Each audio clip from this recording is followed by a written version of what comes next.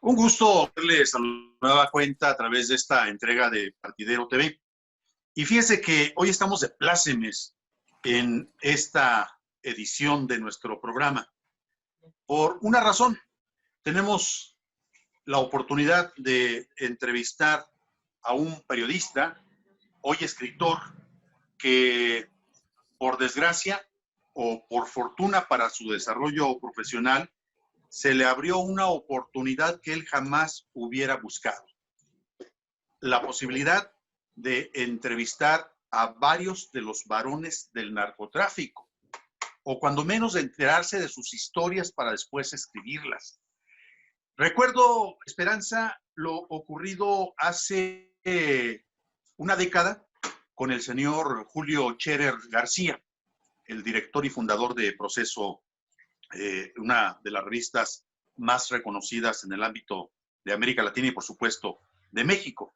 Julio Scherer entrevistaba en el año del 2010 al Mayo Zambada y él decía una cosa que asustó a muchos de los periodistas. Él decía, si es necesario bajar a los infiernos para entrevistar al diablo, ahí voy. En el caso de nuestro algo así sucedió, pero él no fue, a él lo llevaron. Platícanos, ¿con quién platicamos, con quién dialogamos esta tarde, Esperanza? ¿Cómo estás? Buena tarde. ¿Qué tal, Alberto Osorio? Muy buenas tardes. Hola a todos. Gracias por seguirnos en Partidero TV. Y en la entrega de esta semana entramos al mundo del periodismo y también al mundo de la literatura. Y hablaremos de lo que nos encanta, Alberto Osorio, de las realidades y de las ficciones y del material que una parte muy complicada en su vida personal, una situación que podríamos calificar como de total conflicto y problema, la capitalizó profesionalmente y ahora es fuente de inspiración. Y me quiero referir al trabajo periodístico y el trabajo como escritor de Jesús Lemus, periodista michoacano, quien vivió el rigor de un régimen todopoderoso y que sabe a la perfección de historias de fabricación de delitos y de lo que tiene que pasar un preso en ciertos penales, como el de Puente Grande. Y me quiero referir al penal federal aquí en Puente Grande, Jalisco, que tras la fuga del Chapo Guzmán le pusieron Puerta Grande. Pero creo que lo mejor es que sea él quien se presente. Jesús Lemus, que ha presentado ya un par de libros y que ha publicado parte de su momento en prisión, que fue largo, 3 años, insisto, en una situación fabricada. Jesús Lemus, gracias por aceptar esta entrevista. Esperanza Romero, buenas tardes. Beto Osorio, gusto saludarlos. Gracias por permitirme estar con ustedes. Gracias por la invitación. Pues platicarles realmente lo que ha sido este ir y venir en el quehacer periodístico, donde en México ahora lo reconocen organizaciones internacionales de defensa de derechos de periodistas. Es cada vez más difícil ejercer el periodismo, pues ustedes ya lo saben. Ustedes son periodistas también de carrera y han tenido también sus agravios, por supuesto, donde es cada vez más difícil ejercer periodismo precisamente por ese maridaje que se da en las cúpulas del poder entre crimen organizado y el otro crimen organizado que es el del Estado mexicano. A veces, no quiero generalizar, pero gran parte de los actores del Estado mexicano pues están relacionados, involucrados con la delincuencia organizada, a veces con la delincuencia común también, por supuesto. Y es el caso al que me quiero referir en esta ocasión con ustedes para hablarles del libro El Licenciado, que es el libro que está próximo a salir gracias a la editorial HarperCollins, gracias al apoyo de mi editor Edgar Kraus, que bueno, confiaron en el trabajo de investigación, confiaron en ese bagaje que me ha costado acumular desde hace ya varios años y que prácticamente se fortaleció dentro de la cárcel de Puente Grande, como tú ya lo ven, lo señalabas, Esperanza, donde me tocó estar por un periodo de 3 años y 5 días como parte de una venganza desde el poder, como una venganza del entonces presidente Felipe Calderón, cuando haciendo yo mi trabajo informativo, pues develé, de alguna forma denuncié los nexos que había de corrupción o de colusión en este caso, de la familia de Felipe Calderón con la entonces familia michoacana que luego transitó a ser el cártel de los Caballeros Templarios, donde Luisa María Calderón Hinojosa, entonces senadora de la República y hermana del presidente Felipe Calderón, pues tenía un nexo, una relación directa con el entonces jefe del cártel de los Caballeros Templarios, Servando Gómez Martínez Latuta, lo que él mismo ha ratificado, lo que él mismo lo ha señalado a través de un video que todavía se puede encontrar por ahí en las redes sociales y por supuesto en los canales de YouTube.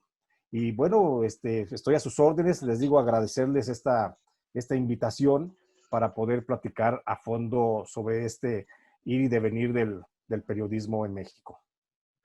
Oye, Jesús, pues de antemano muchísimas gracias por aceptar esta entrevista. Te ves tranquilo, te ves sereno, te ves, me imagino como nunca te lo pudiste haber pensado, como no lo imaginabas hace, ¿qué será? Unos 9 años. Sí, 8 o 9 años, sí. ¿Tú pensaste que ibas a librarla? ¿Pensaste No, que ibas a salir con vida de la cárcel? no, por supuesto que no, Beto, gracias. Me veo tranquilo, me siento tranquilo, me siento con la satisfacción de hacer lo que me gusta hacer, que es el periodismo, con la tranquilidad de conciencia que me da ejercer un periodismo vertical, lo más vertical que se puede por las condiciones de riesgo que hay. Me siento muy a gusto, pero efectivamente hacia el 2008, 2009, 2010, que los pasé en prisión y parte del 2011, que los pasé dentro de la cárcel de Puente Grande, pues nunca imaginé realmente que pudiera a la postre ejercer un trabajo editorial, un trabajo de periodismo en libros, ya no tanto en medios informativos, sino que ahora concentrarme en lo que es la publicación de investigaciones periodísticas de largo aliento, de gran calado, y para esto, bueno, fue necesario recurrir a los libros. Cuando estaba en prisión, respondiendo a tu pregunta, Beto, nunca imaginé que pudiera salir por una simple razón, porque la cárcel federal de Puente Grande es una cárcel de exterminio, es una cárcel donde si amaneces no estás seguro que vayas a anochecer, porque las condiciones son violentas, porque cambia de un día para otro las decisiones de la dirección, del penal. O sea, no tanto es la peligrosidad por la cantidad de reos peligrosísimos que están dentro de esa cárcel, sino por las condiciones severas que aplica el sistema de gobierno de la cárcel federal de Puente Grande, donde lo más común es dejarte sin comer varios días, es privarte del sueño de manera constante, es disminuirte moral, mental, emocionalmente a través de un encierro prolongado en celdas unipersonales, donde prácticamente te dejan desnudo, donde te sacan a la mitad de la noche para golpearte.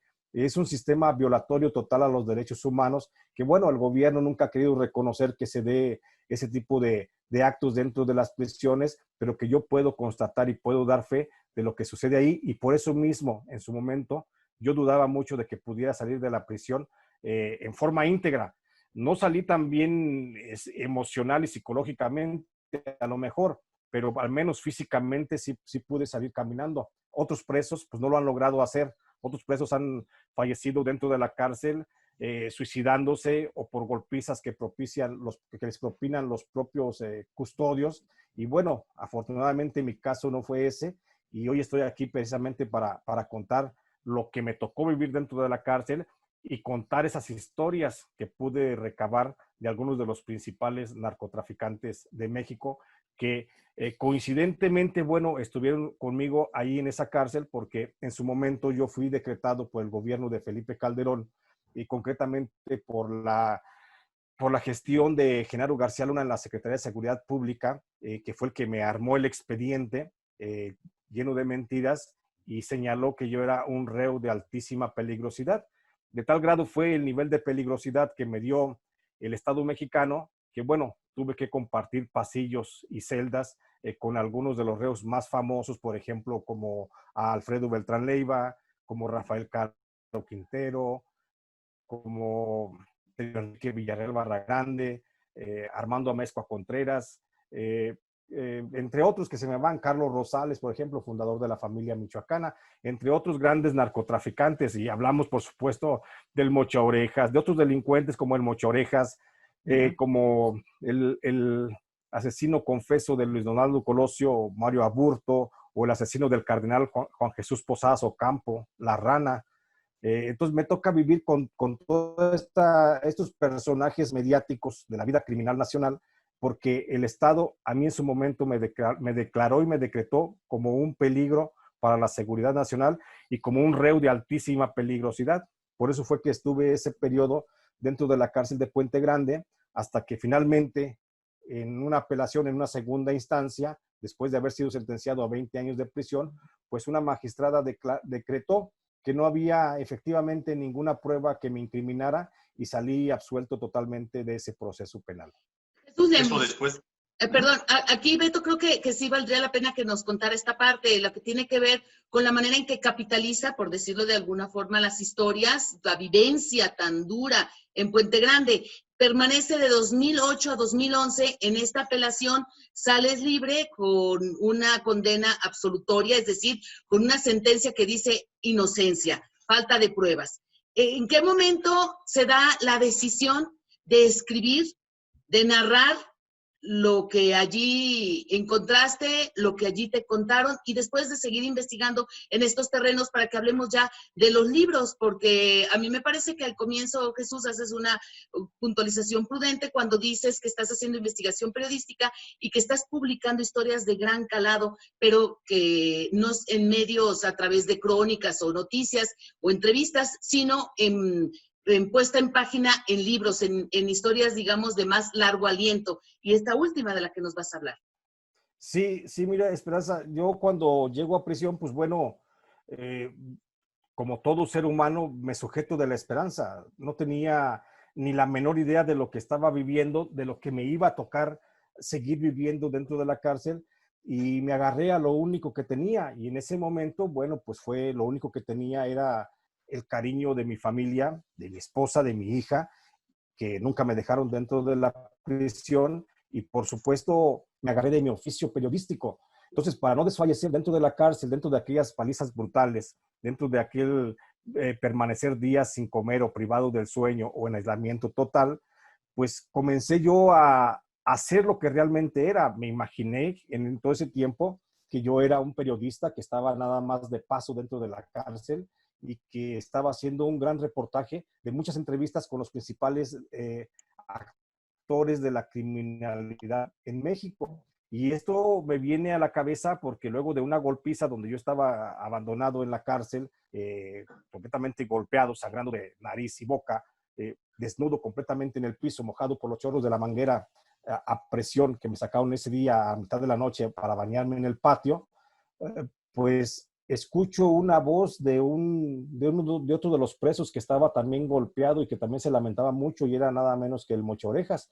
Y entonces retomé, ahí fue cuando yo entiendo que mi oficio periodístico es lo que me salva, porque ahí comienzo yo a preguntar y a platicarle al Mocha Orejas, partiendo de un punto básico muy clave que tenemos todos los periodistas. Cuando escuché el nombre de Mocha Orejas, que estaba en una celda contigua a la mía, pues pensé lo que hubiera pensado cualquier otro periodista. Cualquier periodista hubiera dado su brazo derecho por poder hablar con el Mocha Orejas, y más si escuchabas que del otro lado estaba Rafael Caro Quintero.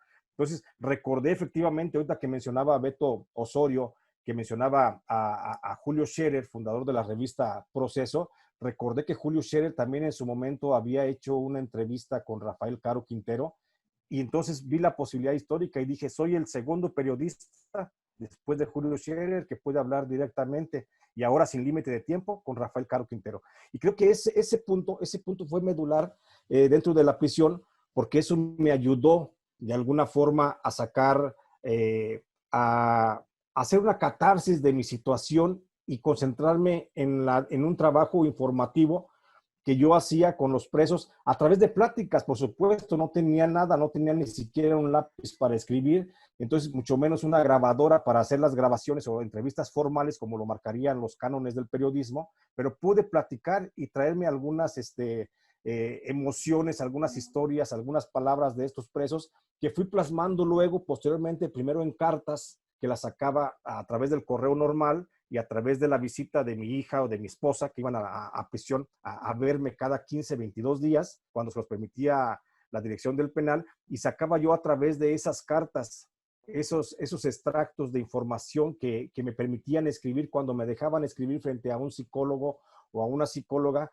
una carta para que se las llegara a mi familia. Y en esas cartas yo fui plasmando una pequeña bitácora de diálogos que mantenía con los presos, que, bueno, a la postre, ya cuando salí de la cárcel, me permitieron recrear muchas historias de las que me encontraron dentro de la cárcel, y es así como publico mi primer libro, Los Malditos, que se publicó en el 2013. Casi 2 años después de que salí de prisión, me puse a escribirlo, casi como una especie de terapia personal para sanar un poco la herida de la cárcel. Y ahí es donde plasmo esa historia de los malditos, y eso es lo que me ayudó dentro de la cárcel a mantenerme pues en pie. Ok. Oye, Jesús, Los Malditos 2013, El Último Infierno, ¿de qué año es? El Último Infierno es del 2016. Ajá, ok. Primero fueron, pero con todas las historias que logro de la cárcel, Beto, Esperanza, déjame platicarte, con todas las historias que logro de la cárcel, comienzo primero a escribir Los Malditos en el 2013, luego publico en el 2014 un libro que se llama Cara de Diablo, que es una historia de una, que también lo escribí parte dentro de la cárcel, que es una historia de religiosa que se da en Michoacán con el padre Nabor, que se sentía un enviado de Dios y que hablaba con la Virgen, y bajo ese pretexto sujeta a todo un pueblo y hace una tiranía pues religiosa en la Nueva Jerusalén, allá en el estado de Michoacán. Después publico otro libro también cargado con mucha información de la cárcel, que se llama Tierra sin Dios, que habla del origen de las autodefensas y del narcotráfico en Michoacán. Luego publico otro que se llama Michoacán en Guerra, que habla de eso, de cómo está la violencia en el estado de Michoacán. Publico otro libro después, se llama Mireles el Rebelde, que es la biografía pues no autorizada de Juan Manuel Mireles Valverde, el jefe de las autodefensas. Después escribo justamente El Último Infierno, y luego eso me da paso para escribir otros libros de investigación a nivel nacional, que voy a recorrer el país, que se llama México a cielo abierto, de cómo el boom minero resquebrajó al país y cómo la minería nacional está coludida con el narcotráfico. De ahí el libro más reciente era hasta la fecha el de El agua o la vida, donde hago un recuento de cómo la corrupción en México, de la Comisión Nacional del Agua concretamente, ha facilitado que empresas transnacionales se apoderen del agua y se la arrebaten a poblaciones enteras, dejándolas prácticamente en el abandono, y valiéndose para esto tanto la Conagua como las empresas transnacionales en el arrebato del agua, pues de una alianza con el crimen organizado.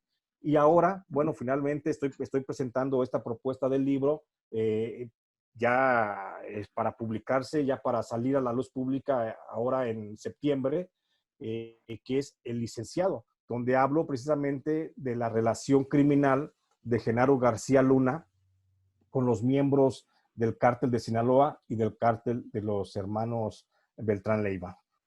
Oye, Jesús, a ver, déjame ubicar. Sí. Tengo aquí, no sé si lo puedes ver. Sí, sí lo recuerdo. ¿Sí lo ves? Sí lo recuerdo y lo sé, sí. Son dos hojas. 2 cachos de papel sanitario. Exacto. Estamos contigo y te lo digo de manera fraterna. Claro. De alguna forma estamos conmemorando la vida. Creo que algo muy grande tendría que haber escrito Javier Valdés, si se le hubiera concedido la vida, si no se le hubiera asesinado en la zona norte de la República Mexicana. Lo que yo pienso es, seguramente que el número que tenías tú en el penal de Puente Grande, en tu asignación, era el número que proseguía o que antecedía a algunos de los varones que consiguieron muchísimo dinero en su trabajo como delincuentes. Yo no sé qué signifique traer a la espalda a un personaje como el señor Caro Quintero. Tengo otra cosa que seguramente esto sí podría ser un arma de carácter letal para cualquier autoridad que pretendiera presumir una gran cantidad de mentiras o de fechorías que quisiera que nadie se enterara. Sí. Dime qué es lo que más extrañas de la cárcel y qué es lo que más festejas de tu vida. Voy a hacer referencia primero para darle contexto a la audiencia de los dos trozos de papel.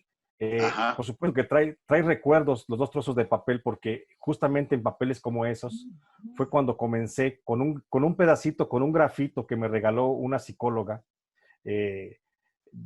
luego que me daban terapias dentro de la cárcel, porque la cárcel te golpea, te soba, entonces te madreaban, te humillaban, te disminuían emocionalmente y luego te mandaban a la terapia de readaptación, pues para que estuvieras bien y pudieras recibir la siguiente madriza, si no, no había forma de recibirla.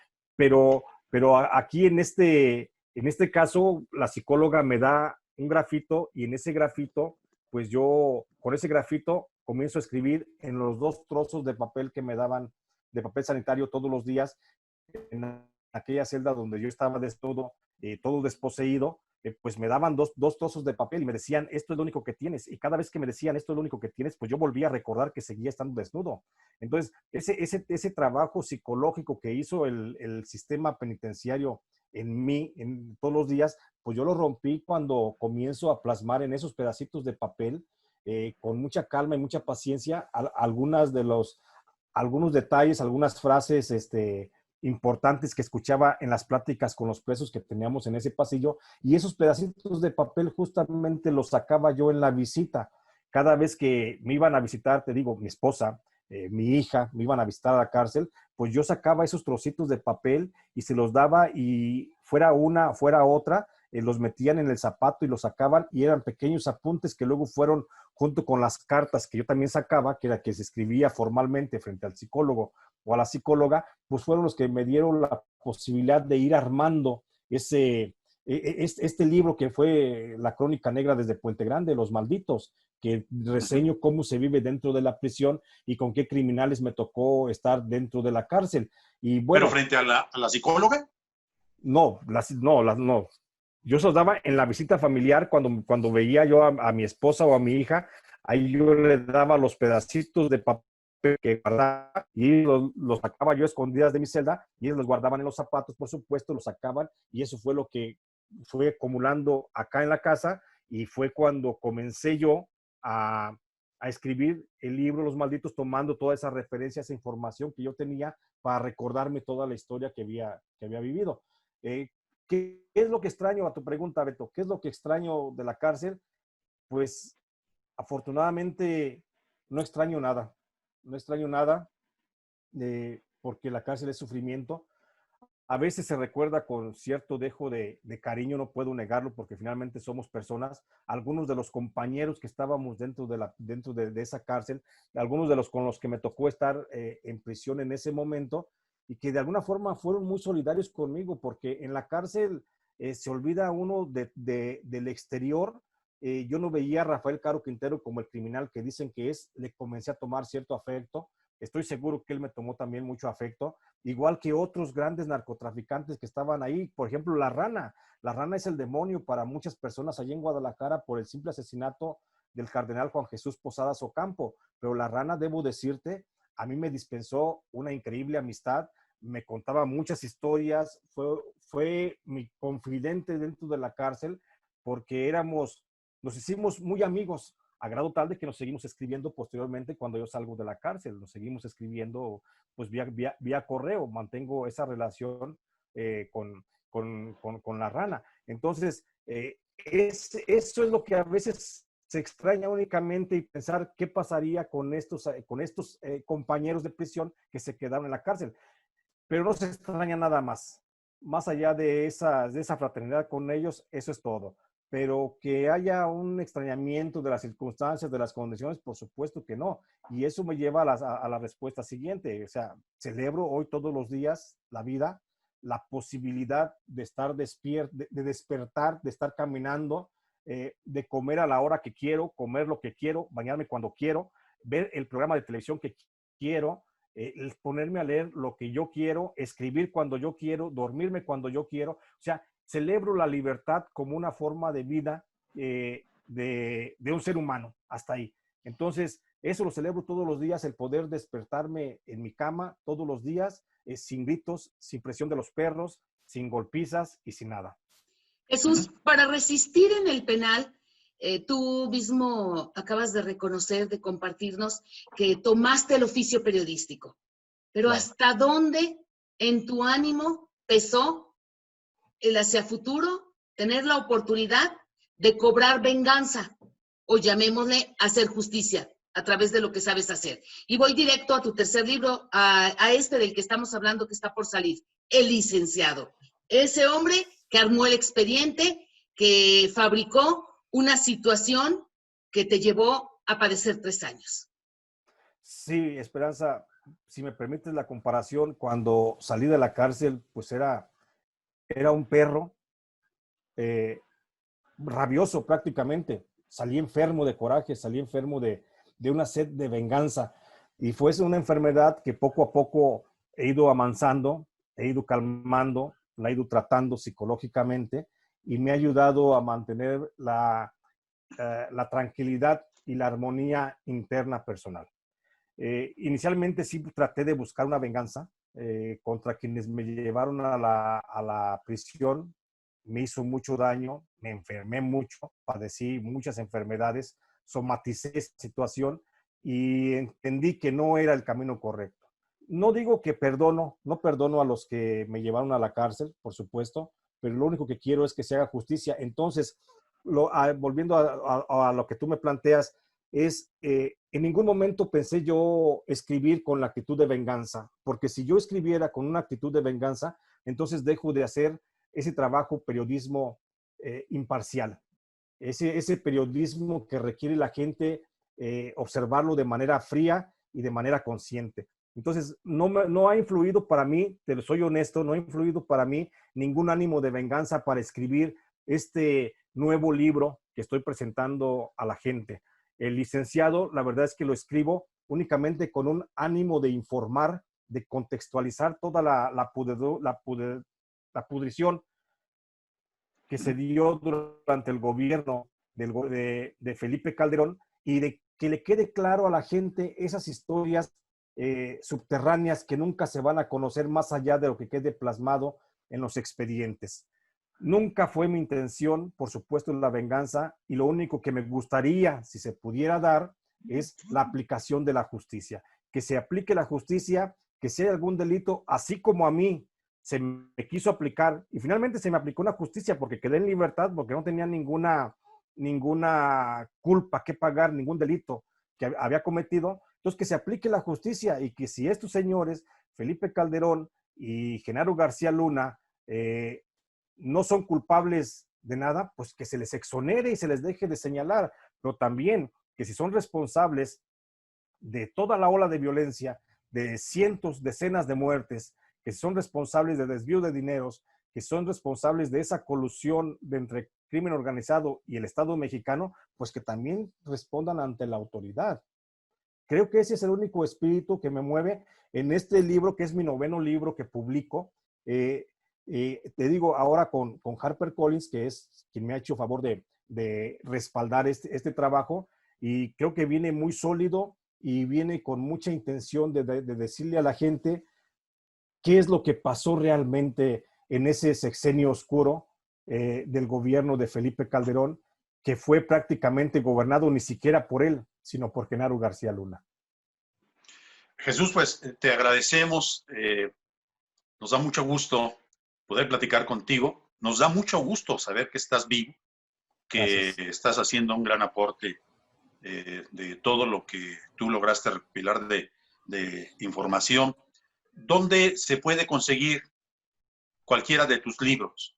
Bueno, todos mis libros, Beto, agradecerte por supuesto la invitación. Gracias, Esperanza, por permitirme estar con ustedes.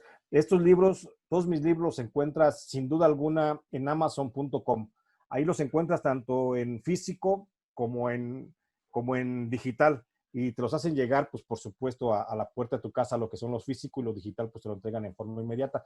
Ahí los encuentras todos mis libros que he publicado hasta la fecha, y por supuesto que ya también va a estar en unos días, seguramente ya estará la preventa de lo que es el libro El Licenciado, que sale ya a la luz en la última semana de septiembre, donde te digo, va a dar mucho de qué hablar, esas historias que planteo dentro de ese texto. Esperanza. Pues despedirnos y agradecer de nuevo, invitarlos a todos a que busquen en Amazon a Jesús Lemus y su trabajo periodístico, ahora sí que desde los sótanos del sexenio de Felipe Calderón.